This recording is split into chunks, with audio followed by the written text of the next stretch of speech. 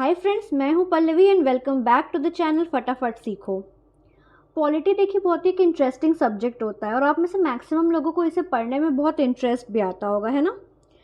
पर स्टूडेंट का main M क्या होता है? अपनी इंफॉर्मेशन, अपनी नॉलेज को जो है वो एग्ज़ाम में जाके करेक्ट आंसर्स में कन्वर्ट करना, है ना। तभी तो आपकी सारी पढ़ाई, जो आप जितनी भी मेहनत कर रहे हो, सब फ्रूटफुल होगी। अब मान लीजिए पॉलिटी में आपने सारे चैप्टर्स अलग अलग पढ़ लिए, आपको लग रहा है कि सिलेबस भी कंप्लीट हो रहा है, पर इस सब्जेक्ट्स में क्या है ना, सारे के सारे टॉपिक्स बहुत क्लोजली रिलेटेड हैं आपस में। तो अल्टीमेटली सब्जेक्ट ख़त्म होते होते क्या होता है, बहुत सारे डाउट्स मन में आने लगते हैं, सब कुछ मिक्सअप हो जाता है और एक जैसा लगने लगता है, और फिर उसे अच्छे से याद रखना बहुत बड़ी बात हो जाती है।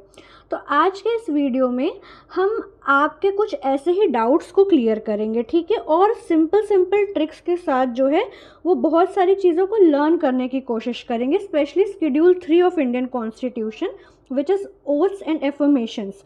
तो हम देखेंगे कि शेड्यूल 3 में जो है वो किसकी ओथ इंक्लूड होती है, किसकी नहीं होती है, किसे कौन ओथ दिलवाता है, किसकी क्या ओथ होती है, एक्सेट्रा एक्सेट्रा, ठीक है। So let's begin with today's video now. अब इस टॉपिक से देखिए, जो सबसे पहला क्वेश्चन बनता है या फिर जो आपको याद रखने के लिए ज़रूरी है वो ये है कि शेड्यूल 3 में हम किसकी ओथ को इंक्लूड करते हैं और किसकी नहीं करते हैं। तो पहले आप देख लो कि किसकी किसकी इंक्लूड होती है। तो पहले तो जजेस की, कौन कौन से जजेस, सुप्रीम कोर्ट और हाई कोर्ट, दोनों के जजेस की ओथ इसमें इंक्लूड होती है। साथ ही जो है वो कैग की, ठीक है। उसके बाद members of parliament and state legislature. अब मेंबर्स ऑफ पार्लियामेंट यानी एमपीज हो गए, मेंबर ऑफ स्टेट लेजिस्लेचर यानी दोनों आपके एमएलए यानी member of legislative assembly, and MLCs यानी मेंबर ऑफ लेजिस्लेटिव काउंसिल्स, ठीक है। अब जो पार्लियामेंट या स्टेट लेजिस्लेचर के मेंबर बन गए, सिर्फ उनकी ही नहीं, इनफैक्ट जो कैंडिडेट्स होते हैं जो कि कंटेस्ट करने जा रहे हैं इनके इलेक्शन को, उनको भी वोट लेनी पड़ती है और वो भी आपको शेड्यूल 3 में मेंशन्ड है। और साथ ही ministers of union as well as state government, ठीक है। तो ये चार जो हैं वो इंक्लूडेड हैं। अब इसी तरीके से चार ही हैं जो नॉट इंक्लूडेड है। तो किसकी किसकी ओथ नहीं इंक्लूडेड है? तो एक साथ याद करो, प्रेसिडेंट, वाइस प्रेसिडेंट। अब स्टेट लेवल पे प्रेसिडेंट का पैरेलल कौन होता है? तो गवर्नर, तो गवर्नर की भी नहीं इंक्लूडेड है। और एक और पोस्ट है अटॉर्नी जनरल, तो इनकी भी इसमें नहीं इंक्लूडेड है। तो कैग की इंक्लूडेड है और अटॉर्नी जनरल की इंक्लूडेड नहीं है, ठीक है। अच्छा, सबसे पहले एक चीज़ याद करते हैं कि कैसे हम देखेंगे कि शेड्यूल 3 में ही है जो वो ओथ्स एंड एफर्मेशंस हैं। देखिए, जब भी कोई इंसान नए ऑफिस में जाता है, नई पोस्ट को होल्ड करता है, तो ऐसा तो नहीं है कि वहाँ पे अकेले जाके काम करेगा, वो हमेशा एक टीम के साथ काम करेगा, ठीक है। अब टीम कैसा साउंड कर रहा है? टीम की तरह साउंड कर रहा है। तो जब उसको नए ऑफिस में टीम के साथ काम करना है, उससे पहले ले ली उसने ओथ, और टीम है 3 की तरह, तो ओथ किस में हो गई? शेड्यूल 3 ऑफ इंडियन कॉन्स्टिट्यूशन में। ये एक चीज़ याद हो गई। अच्छा, एक और चीज़ आप ध्यान दीजिएगा कि मैक्सिमम लोगों को जो है ना, मैक्सिमम पोस्ट के लिए जो ओथ है वो प्रेसिडेंट ही दिलवाते हैं। तो अब जहाँ जहाँ प्रेसिडेंट नहीं दिलवाएंगे वो वीडियो में एक्सेप्शंस हम कवर करते चलेंगे, ठीक है। लेकिन मैक्सिमम पोस्ट की ओथ प्रेसिडेंट दिलवाते हैं, और इसी के साथ उन्हीं पोस्ट का जो स्टेट्स में पैरेलल जो पोस्ट होती हैं स्टेट लेवल पे, उनको कौन दिलवाता है? तो उनको गवर्नर दिलवाता है, ठीक है। ये आपको बेसिक है। इसके अलावा जहाँ जहाँ चेंजेस होंगे we will obviously cover as we proceed in our video. अच्छा, देखिए, इस पूरे के पूरे स्लाइड्स में हम क्या करने वाले हैं कि जितनी भी पोस्ट इंटर रिलेटेड है, जिनकी ओथ्स एक टाइप की, उनको हम साथ ही साथ पढ़ते चलेंगे। नंबर 1 ताकि आपको अच्छे से याद हो जाए, और नंबर 2 ताकि आपका सारा कन्फ्यूजन दूर हो जाए। तो सबसे पहली जो पोस्ट आज हमें पढ़नी है वो है प्रेसिडेंट। प्रेसिडेंट को ओथ कौन दिलवाता है? Chief justice of India. अब देखिए, हमने क्या पढ़ा था कि प्रेसिडेंट ही है जो मैक्सिमम लोगों को ओथ दिलवाते हैं। तो प्रेसिडेंट अपने को तो ओथ नहीं दिलवाएगा ना। सो प्रेसिडेंट जो है उसको कौन ओथ दिलवा रहा है? Chief justice of India, which is the highest post of judiciary in our country. अब इसी के साथ साथ आप लर्न कर लो कि स्टेट लेवल पे प्रेसिडेंट का काउंटर पार्ट कौन होता है? गवर्नर होता है। तो इनको प्रेसिडेंट को दिलवा रहे हैं चीफ जस्टिस ऑफ इंडिया, तो गवर्नर को कौन दिलाएंगे? Chief justice of concern high court.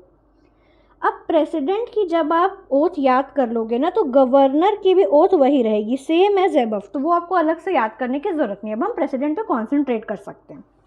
तो प्रेसिडेंट की देखिए तीन ओथ्स हैं। पहली है faithfully discharge duties of his office, preserve, protect and defend constitution and law and devote himself to the service and wellbeing of people of India. अब ये देखिए आपको सिर्फ कीवर्ड्स याद करने ताकि एग्जाम में आप मार्क कर पाओ कि इनकी 4 ऑप्शन जैसे आपको दे दिया रहेगा कि इनकी इसमें से कौन सी ड्यूटीज़ हैं या कौन कौन सी ड्यूटीज़ नहीं है, ठीक है। तो बस ये एक सिंगल इमेज आपको मन में रखनी है। ये इसमें आपको क्या दिख रहा है, एक आदमी दिख रहा है, ठीक है, जो अपने ऑफिस में है। इसके पास में देखिए यहाँ पे कुछ बुक्स रखी हुई हैं, है ना। तो अब क्या करना है कि सबसे पहले तो ये आदमी ऑफिस में खड़ा है तो डिस्चार्ज ड्यूटीज ऑफिस, ऑफिस हो गया। उसके बाद इसके साइड में जो बुक्स रखी हैं तो मान लीजिए कि वो कॉन्स्टिट्यूशन, कोई लॉ बुक्स ये सब रखी हुई हैं। तो अब ये प्रेसिडेंट जो है वो हाईएस्ट सुप्रीम पोजीशन होता है किसी कंट्री का, या स्पेशली हमारे इंडिया में। तो ये क्या करेगा, इनका काम हो जाएगा इसी अपने देश के कॉन्स्टिट्यूशन और लॉ को प्रिजर्व करना, प्रोटेक्ट करना और डिफेंड यानी बचा के रखना। अब क्या है, इनके सामने यहाँ पे बहुत सारे लोग आ रहे हैं। ऐसे इमेजिन करो कि बहुत सारे लोग इनके ऑफिस में आ रहे हैं, तो उनको अच्छे से सर्विस प्रोवाइड करना और उनकी वेलबीइंग यानी उनके बारे में अच्छा सोचना जो है ये इनका काम हो गया। तो पहले ये इंसान ऑफिस में खड़ा है, इसके साइड में बुक्स रखी हैं which is constitution and law, जिसको इसको प्रिजर्व और प्रोटेक्ट करना है। और जो लोग चल के इनके ऑफिस में आ रहे हैं उनको अच्छे से सर्विस प्रोवाइड करना है, उनके वेलबीइंग के बारे में सोचना है, ठीक है। ये आपको बहुत इजीली लर्न हो गए प्रेसिडेंट की ओथ्स। अब जो नेक्स्ट पोस्ट है वो है वाइस प्रेसिडेंट। तो देखिए हम पहले ही पढ़ चुके हैं कि मैक्सिमम लोगों को प्रेसिडेंट ओथ दिलवाएंगे, तो वाइस प्रेसिडेंट को भी ओथ कौन दिलवाएगा, प्रेसिडेंट दिलवाएगा। अब जो वाइस प्रेसिडेंट होते हैं ना, इनका मेन जो नॉर्मल फंक्शन होता है वो होता है preside over the Rajya Sabha, because we know that vice president of India is also the ex official chairman of Rajya Sabha. तो इनका नॉर्मल फंक्शन तो यही होता है। रेयर ओकेजन होता है जबकि ये जो है वो प्रेसिडेंट की ऑफिस या प्रेसिडेंट की ड्यूटी अज्यूम करते हैं। इसीलिए क्या है ना, इनका लोगों से ज़्यादा मतलब नहीं रहेगा। ऐसे याद करो कि रेयर ओकेजन में जो प्रेसिडेंट का रोल निभा रहे हैं, इसलिए लोगों से उनका इतना रिलेशन नहीं रहेगा। तो इनकी ओथ में सिर्फ क्या हो जाएगा, faithfully discharge duties of his office. वही वाली आप फिगर इमेजिन करना कि ये आदमी जो अपने ऑफिस में खड़ा है, तो पहला तो ऑफिस हो गया और इसके किनारे पे बुक रखी हैं, इसलिए जो है true faith and allegiance to constitution and law. वहाँ पे क्या था, प्रेसिडेंट में क्या था कि उनको प्रोटेक्ट, प्रिजर्व और डिफेंड करना था कॉन्स्टिट्यूशन को। लेकिन वाइस प्रेसिडेंट को ये सब करने की ज़रूरत नहीं है, बस वो विश्वास रखें और एलिजेंस रखें अपने कॉन्स्टिट्यूशन में, ठीक है, क्योंकि इनका पीपल से भी कोई डायरेक्ट नाता नहीं है। तो इस तरीके से हमारा वाइस प्रेसिडेंट की ओथ कवर हो गई। अगला देख लेते हैं oath of central council of ministers. इन्हें ओथ कौन दिलवाएगा, इन्हें भी जो है वो प्रेसिडेंट ही ओथ दिलवाएंगे। अब इनकी क्या है, 2 टाइप की ओथ होती है। एक तो होती है ओथ ऑफ ऑफिस और एक होती है oath of secrecy. Oath of office में क्या है, fully discharge duties of his office and bear true faith and allegiance to constitution.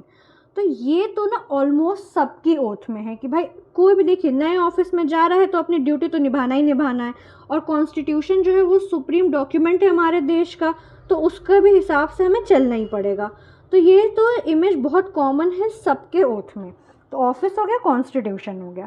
अब आप ऐसे देखो कि ये इंडिया की इमेज है, ठीक है, इंडिया का मैप है। तो अपने इंडिया की इंटीग्रिटी और सोवरेनिटी को अपहोल्ड करना, और साथ ही इमेजिन करो कि इंडिया में कुछ लोग ऐसे रह रहे होंगे ना, तो उन पीपल का do right to the people in accordance with constitution and law.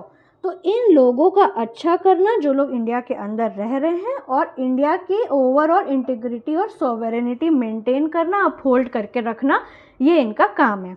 और ओथ ऑफ सीक्रेसी क्या होती है कि मान लीजिए भाई आप मिनिस्टर हैं, आपके पहले सामने कोई भी इंफॉर्मेशन आ रही है, ठीक है, तो उस इंफॉर्मेशन को जो है आप किसी भी इंसान को रिवील या कम्युनिकेट नहीं कर देंगे जब तक कि आपका ऑफिस आपको नहीं कहता, आपकी ड्यूटी नहीं कहती कि ये आपको किसी को बताना है, तब तक उस चीज़ को आप सीक्रेट ही बना के रखेंगे। ओके,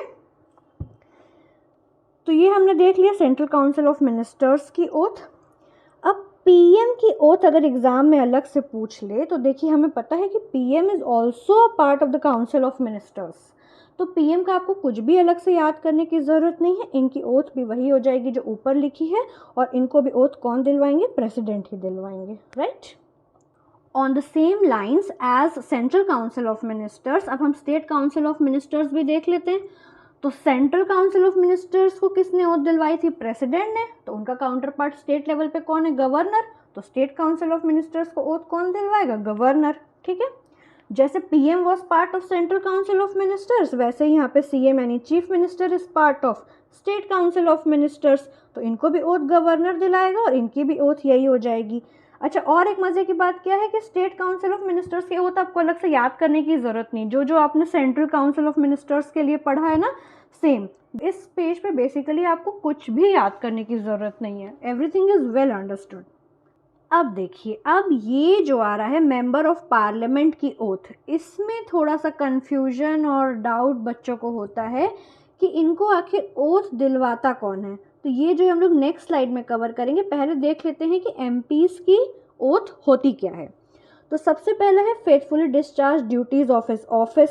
तो ऐसे इमेजिन करो कि बंदा जो है वो पार्लियामेंट में गया, तो पार्लियामेंट उसका ऑफिस है, अपने ऑफिस में बैठ गया। अब वहाँ बैठ के करेगा क्या?